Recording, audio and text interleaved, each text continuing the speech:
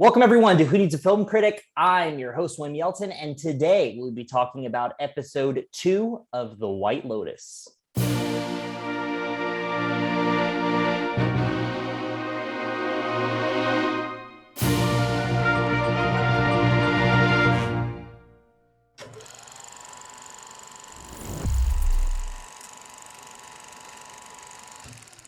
All right, as a reminder, these panelists have only seen the first 2 episodes of The White Lotus. They are completely unspoiled as to the rest of the show. With that being said, let's get right into the discussion of episode 2 of The White Lotus, entitled New Day. While an increasingly anxious Armond brainstorms with ways to deal with Shane, and Paula and Olivia lose track of their stash, a cautiously optimistic Belinda begins to develop a working relationship with her enthusiastic client, Tonya. As some of you took notice, we didn't have a lot of time to talk about Tonya and Belinda during the first episode, so let's start there. And to lead our conversation, let's take a look back at this scene in particular and then discuss. Have you ever thought about starting like your own business? Come on. I would be down for funding something like that. You have a beautiful family. Thank you. This is Belinda. She works in the spa. Hi. And she's just incredible. Great. Oh, good. I'll make an appointment. Of course, yeah. If she's not booked with me. Okay. I could be your publicist. All right. I know a lot of you wanted to talk about Belinda and Tonya last episode. Here's your chance. What are your thoughts? How is she wealthy? Is she like wealthy because of generational wealth, or is she wealthy like the Mossbrook lady is wealthy? Because if she is like a business person, which I think she is a business person, her character makes no fucking sense because she is ridiculous and she has no self-awareness. She has no social skills. She has no ability to interact with people. And like those type of people don't really make it big in the world, and like they don't really become that successful. So like I don't understand if like this money was handed to her through like, I don't know, like an ex-husband or something like that, or somebody else, or if she made the money herself. If they're going to push her as a self-made money person, I don't believe this. Her character is ridiculous. I don't see her as a businesswoman. I see her as someone that had either generational or former husband wealth that was handed to her. She was having that conversation with Belinda about, I'm going to invest in your business. And before Belinda can even give her an answer, she's turning to the Mossbachers to say, you got a beautiful family. She cannot keep her thoughts straight right now. So weird. I think that she didn't have a father figure. She was really obsessed with her mom. I think her mom was very overprotective of her and didn't give her the nature of like how to carry herself in life. And that's why she's had a trail of broken relationships. She has trouble making friends. She, can't connect. So I think she had an overbearing mother who she was extremely attached to, and now she just feels lost without her. But then, it just seems like there's something that's a ticking bomb in there that, could go off at any moment because nobody's giving her attention and she's just trying to grab onto anything and everyone's just running more. So it'll be interesting to see where that goes. Is Tonya attracted to Belinda? I think that's the impression I'm getting. That's the impression I'm getting. Like, yeah, she's kind of like, I think there's one of two things here. Number one is she's attracted to her, and the massage thing, like erotic massages are a thing, guys, like, happy endings and whatnot. But I mean, I don't know exactly, but number two, I think she just needs a friend, a confidant, like a side deal, a side plot that she has is her mother's ashes. So she must be going through grief or something. So Belinda's probably her, like, she latches onto her as like someone she can kind of like attach to. I don't know. It does seem that way. It in does. My eyes, it do. Kind of. I didn't want to say that because I'm like, maybe not, but she's like, oh, you're just so awesome. I want her, like, especially when she was massaging her. So she's like, ooh. She's like, ooh. Almost like a sexual thing. Like, yeah, like, oh, you really, I feel so good. Like, she was kind of obsessed with her. That's what it felt like to me. No, I definitely saw a little bit of that. And if you remember back to the first episode, like, Tonya asked Belinda, is this massage, do I need to get fully naked?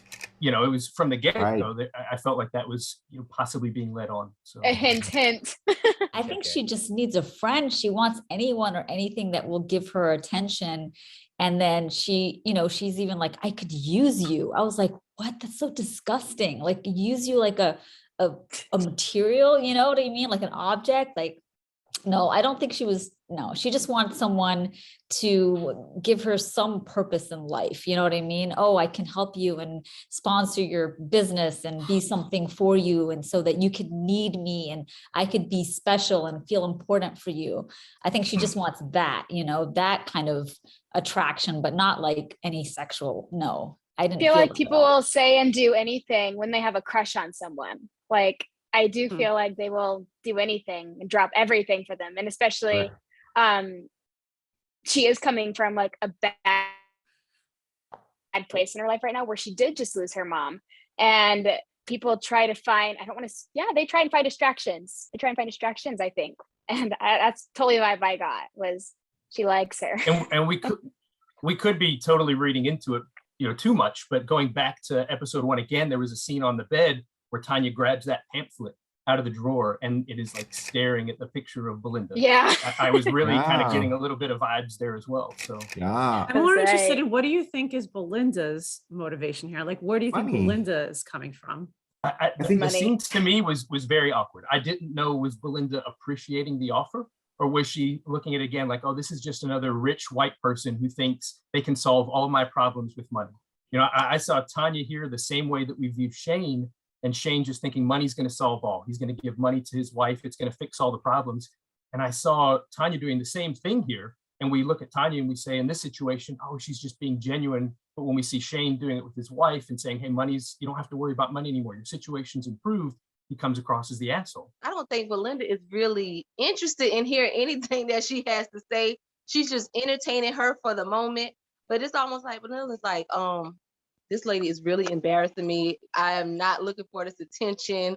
But it seems like she's like, okay, like entertaining the fact that she's saying this, but I don't think she's really on the same page as her.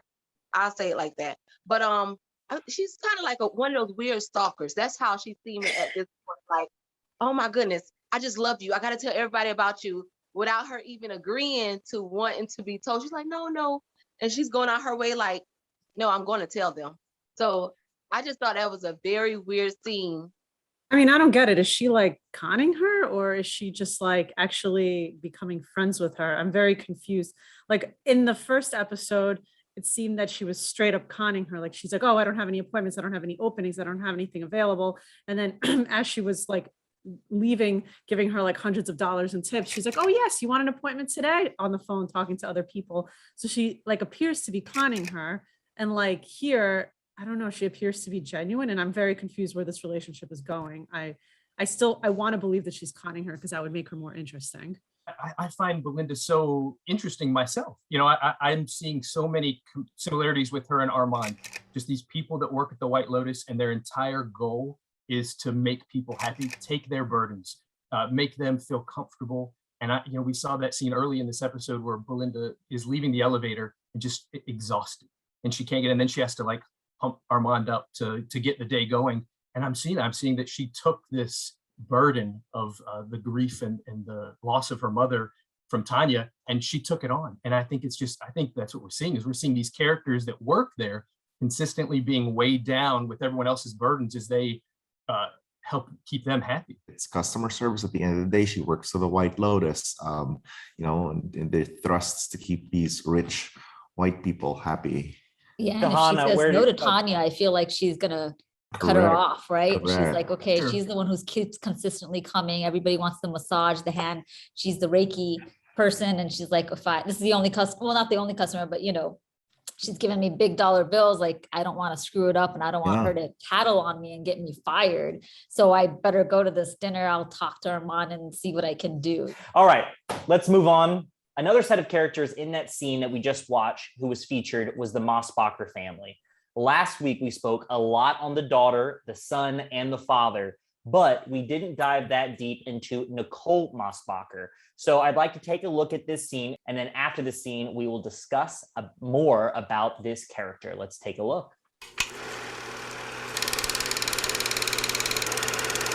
I'm Rachel. Oh, hi, Rachel. I'm Nicole. I know who you are. Are you on your honeymoon? Yes. He's very successful, like way more than I am. Did you sign a prenup? Yes. Your power is your independence. But what do you do, by the way? I'm a journalist. I wrote a profile about you. You wrote that. That was a fucked up piece. What? Yet another example of cringe. Awkward. The floor is open. I'm so glad that you picked that scene. That is my favorite scene from this episode. I think we see so much into Nicole in this scene and her fears. The fact that she, she's not getting that respect from her daughter, and she thought she was going to be getting it here from Rachel until all of a sudden she heard that she wrote this piece. So much about that, just that article itself, that the perceptions that people have, I think is, in this show we see different points of view and how one scene can be viewed by one person one way and another the other way. Rachel thought this was a puff piece. She thought that she was pumping up Nicole and saying how wonderful she was, and now she's here to meet her idol. And yet Nicole read it as just tearing her apart, and not getting the respect that she feels she deserves, like she doesn't get it from her daughter. And I wonder when she hints, I didn't climb the corporate ladder by walking all over other women. Well, no one said you did. You did. So are you fearful that maybe you did actually do that? It's interesting because you brought up, DJ, you said that, one person can perceive things a completely different way, where she thinks she's writing a puff piece, but Nicole views it as a hit job. That kind of goes back to episode 1, Shahana, when you were talking about people having, a conversation, but having, but speaking in almost a different languages. Did you notice that?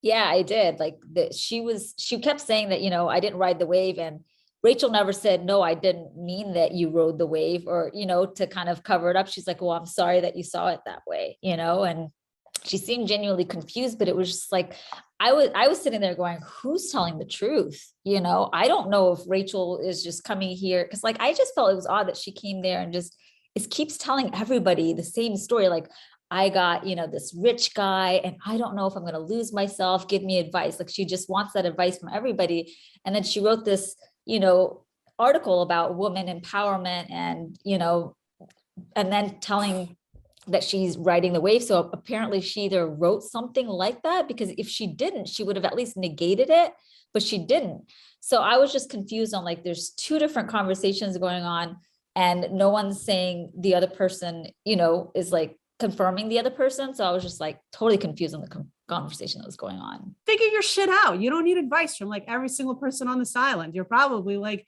in your late 20s, early 30s. Like, get your shit together. I think Rachel's pathetic. I think I'm on the Moss Becker side. Is her name Nicole? I like her. I think I trust everything she says, and she's probably right about everything. Nicole has more self-awareness than Rachel. And I think Nicole has a better understanding of how the corporate structure works, and how these types of articles are going to be viewed, and how she is perceived, and how she's going to be perceived in this type of article. And Rachel then says, oh, I just repurposed something that the Post wrote. Well, what kind of journalist are you then? Like, I mean, what are you doing here? While I would agree that I think Nicole might be a fantastic businesswoman, don't think she's a nice person. We had that debate last time where we said, who's the asshole on the show? Nicole's the asshole on the show. Think about it. Nicole has so many flaws. She can't get her children to trust her. Her kids' friends are a mess. Like, she can't. Her husband's kind of like, she's very, very successful at what she does, but like her inner circle is kind of like fractured a little bit, and you can see that from the people around her. I don't think Nicole is perfect at all. I think she's probably one of the most flawed characters in this season, and she's obviously a huge character, and a lot of the plot is around her and her family. And I don't think she's doing an amazing job at being the strong female and her to represent her family at all. So it just clicked to me. So she wrote this article, and she said that she rode the coattails of all these Me Too people. And then it hit me that she also said, they're talking about the prenup, right? And she's like, oh yeah, we have a prenup, but there's things like I need to wait. And Nicole was all about it. She was like, Nicole was all about it. She was like, oh yeah, you gotta, keep with it because you're gonna lose everything, making it like it's okay to use people to go up higher. And, and then Rachel, of course, wrote about that. And now she's like, oh, why did you write all that? I didn't do that. I did it on my own. And she's like, wait a minute, you just gave me the same advice that you probably took, and now you're offended that I pointed you out. And it would just hit me that like they, that's what happened, is like Nicole is okay with writing as long as you don't point out that she did it.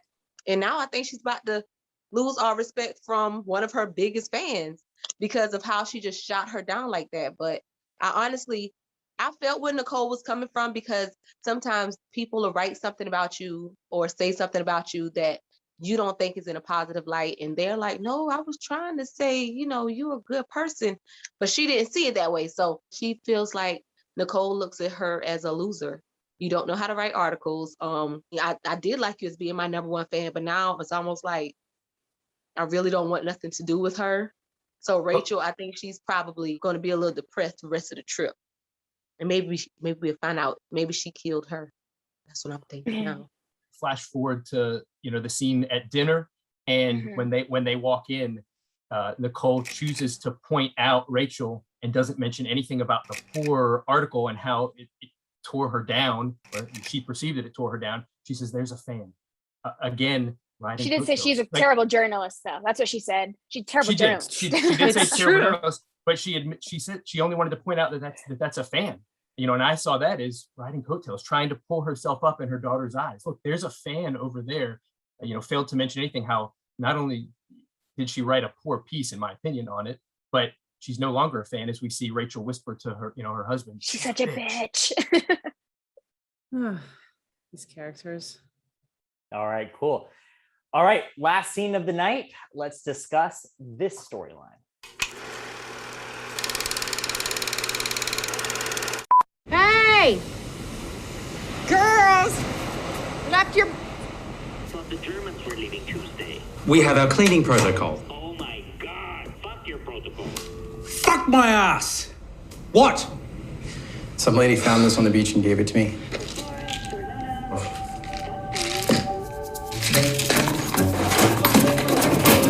Well, that was interesting. And Armand finds this stash of drugs, of different types of drugs, from prescription medications to weed to ketamine to whatever. This kind of shifts Armand's narrative into this kind of all right, he's definitely evil Knievel. I don't even know what half the stuff is even doing. I can tell you. So No, DC, you're the panelist that has the most experience as far as drugs are concerned. And I do not mean that as far as addiction, but I mean that as far as being a pharmacist. So how about you clear some light on these drugs, and maybe what your thoughts are on Armand and these drugs? At this point, I didn't necessarily agree with Stan, where I think that he was being conniving. I saw a man deep into addiction, 5 years sober, and literally being slapped in the face with, hey, here's something that you could enjoy. And him at this point, again, tucking it aside, putting his demons deep down, and immediately picks up the phone and says, we got to send those flowers to Lonnie. I think this is his everyday life, is taking these burdens, hiding it in his deep down in the pit of his stomach, and trying to do good for someone. I kind of wish we had talked more or seen more of the first scene, because I feel like the drugs that we saw there were so much more indicative of maybe that relationship between Olivia and Paula. At the beginning, where I see she's on Xanax, Klonopin, and Ambien. To me, as a pharmacist, that's like red flags that we've either got a patient who's doctor shopping or really has just a poor physician. There's no reason to be on 2 benzos. And maybe that's not what Mike White was intending. Maybe it was just meant to be, hey, here's a bunch of drugs that I know people will know the name of and know that they can be abused.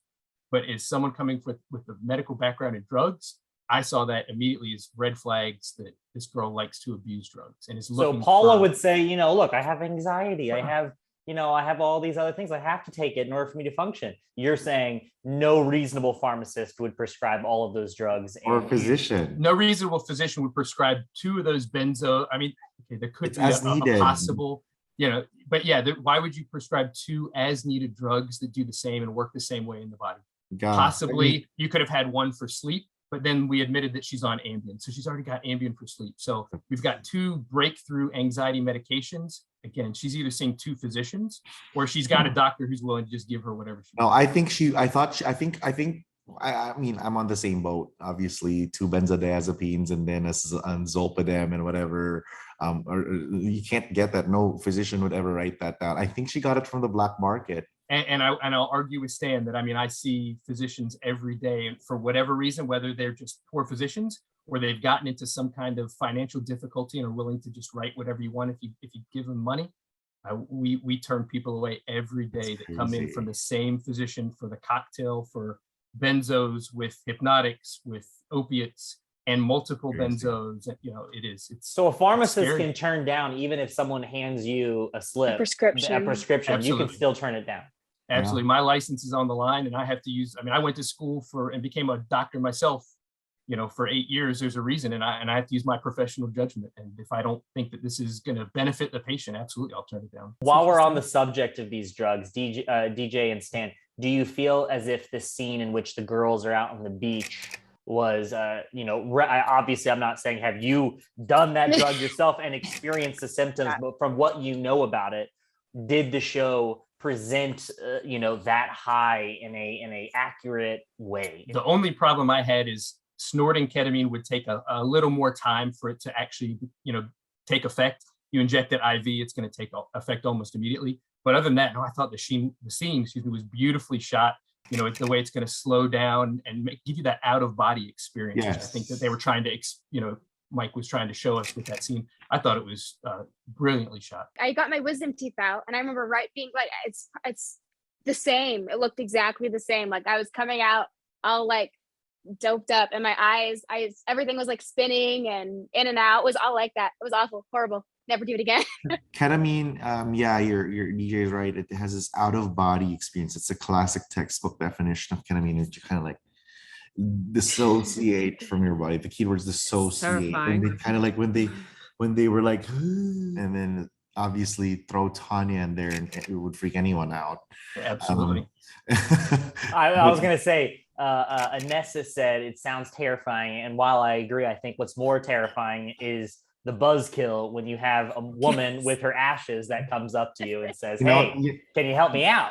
You know what? Be really, if you have ketamine and you're in ketamine and Nessa starts coming at you, you're like that. I feel like I would recognize people being high. I wouldn't know exactly what they're high on, but I would recognize people being like, "Please stay away from me right now." Like they're looking at her like.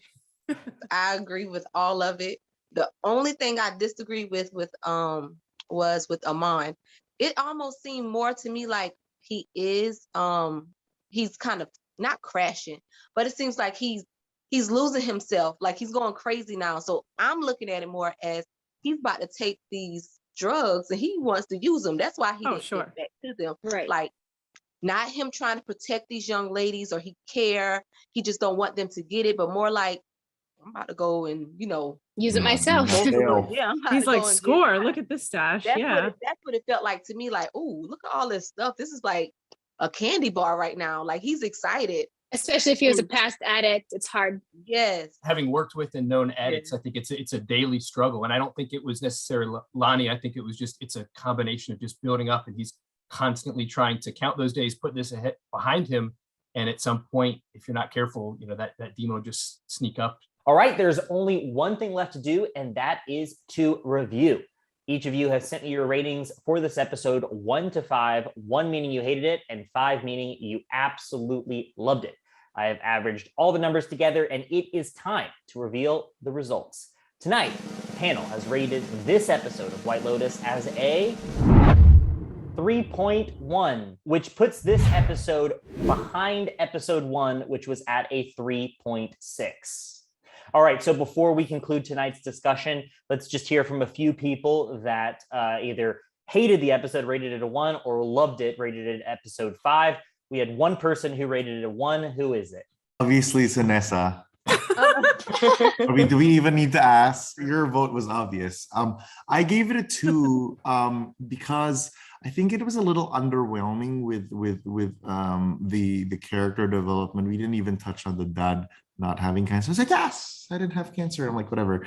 But like this one felt a little flat for me when it comes to development of the characters. And I know there was still a lot going on, but it just didn't, Let Didn't give up. me pick up where Stanley left off here. The first episode, they were setting up the table, you know, it was very interesting. And I'm like, oh, wow, this is interesting. I actually rated the first episode not that badly. I don't remember. I think You gave it a 2. Oh, okay.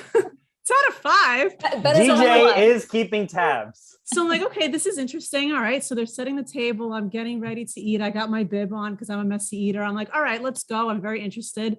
And now like the episode was over. And now the second episode starts and I'm ready for my meal. And all of a sudden all the waiters come out and they're starting to set up another table on the side over here. I'm like, what the hell are you guys doing? I'm hungry. Give me my food. And there's only like 6 or 7 episodes of this entire show. Are we like a third of the way done already? Nothing fucking happened.